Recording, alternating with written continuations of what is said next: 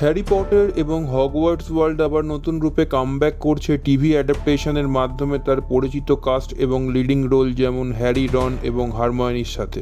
The world's of হগওয়ার্টসের দরজা নতুন রূপে দর্শকদের মাঝে খোলা এবং এই উত্তেজনা ছড়ানোর পর হ্যারি পটার সিরিজ সম্পর্কে ভক্তদের কোয়ারিজ দিনকে দিন বেড়েই চলেছে। যদিও ইতিমধ্যে মেকার্সরা এই সিরিজ সম্পর্কে খুব বেশি কিছু প্রকাশ করেননি, কিন্তু ভক্তরা আগে থেকেই অনুমান করেছিলেন যে নতুন সিরিজে পুরনো কাস্টগুলিকে ফিরিয়ে আনা হবে না, যার মধ্যে প্রধান চরিত্রে ছিলেন হ্যারি পটারের ভূমিকায় ড্যানিয়েল র্যাডক্লিফ, রনের চরিত্রে করেছেন রুপার্ট গ্রিন এবং হারমায়োনির চরিত্রে ছিলেন এমা ওয়াটসন।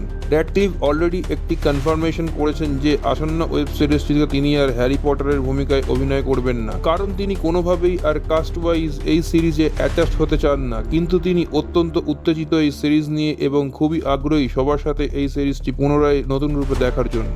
জিকিউ ম্যাগাজিনের একটি সাক্ষাৎকারে রুপার্ট জানান যে তিনিও অত্যন্ত আগ্রহী নতুন রূপে হ্যারি পটার সিরিজ দেখবার জন্য, কিন্তু স্ক্রিপ্টের খাতিরে তিনিও আর এই সিরিজের পার্ট হতে পারবেন না। তিনি মনে করেন এটাই একটি বেস্ট সুযোগ যেখানে আর একজনকে রন হিসেবে তিনি দেখতে চলেছেন।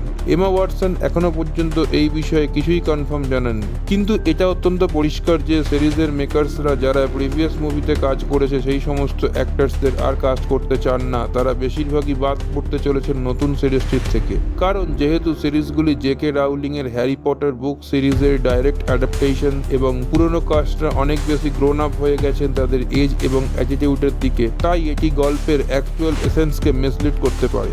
যাই হোক, এটা জানা গেছে হ্যারি পটার সিরিজ অলরেডি 7টি সিজন অ্যানাউন্স করেছে, যেখানে প্রত্যেকটা সিজনে এক একটি বইকে কভার করা হবে এবং একটা সেট অফ ডাইরেক্টরস ইউনিট এবং একটি গ্রুপ অফ প্রোডাকশন ইউটিলিটি দিয়ে কাজ হবে।